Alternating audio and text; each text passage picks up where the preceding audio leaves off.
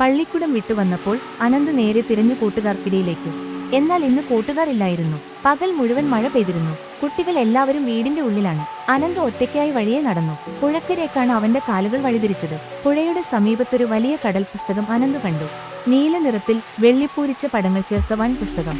അതിൽ എഴുതിയിരുന്നത് കടലിന്റെ രഹസ്യങ്ങൾ. വായിക്കാൻ കുട്ടികൾക്ക് മാത്രം അനുവാദം. അനന്ത് കൗതുകത്തോടെ പുസ്തകം തുറന്നു.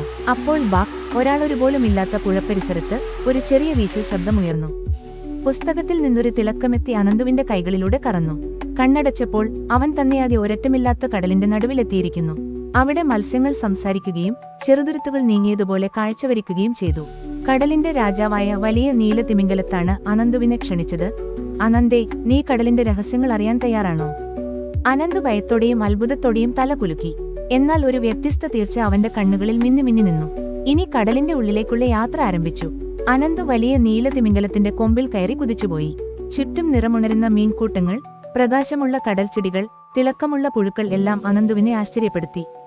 കടലിന്റെ കുഹരങ്ങളിലൂടെ നീങ്ങുമ്പോൾ തിമിംഗലം പറഞ്ഞു, അനന്തേ, കടലിന്റെ ഹൃദയത്തിൽ ഒരു രഹസ്യമുണ്ട്. അത് കണ്ടെത്താൻ നിനക്ക് ധൈര്യവും കാത്തിരിപ്പുമുണ്ട്. തിമിംഗലത്തിന്റെ പിന്നിൽ കയറുന്ന വഴിയിലൂടെ അനന്ത് നീങ്ങി. അപ്രത്യക്ഷമായ ഒരു കിരണമണിയുന്ന വാതിൽ അവന്റെ മുന്നിൽ തെളിഞ്ഞു. അതിൽ എഴുതിയിരുന്നതോ മറഞ്ഞു നിൽക്കുന്ന ദ്വീപിലേക്കുള്ള വഴി. അനന്ത് വാതിൽ തട്ടി തുറന്നപ്പോൾ കടലിന്റെ അടിത്തട്ടിൽ നിന്നും പൊങ്ങിയ ഒരു ദ്വീപ് കാണപ്പെട്ടു, പൂർണ്ണമായും സ്വർണത്തിൽ.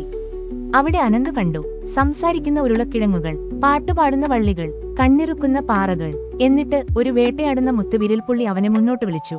നിന്റെ പരീക്ഷണങ്ങൾ ഇപ്പോഴാണ് തുടങ്ങുന്നത് അനന്തേ.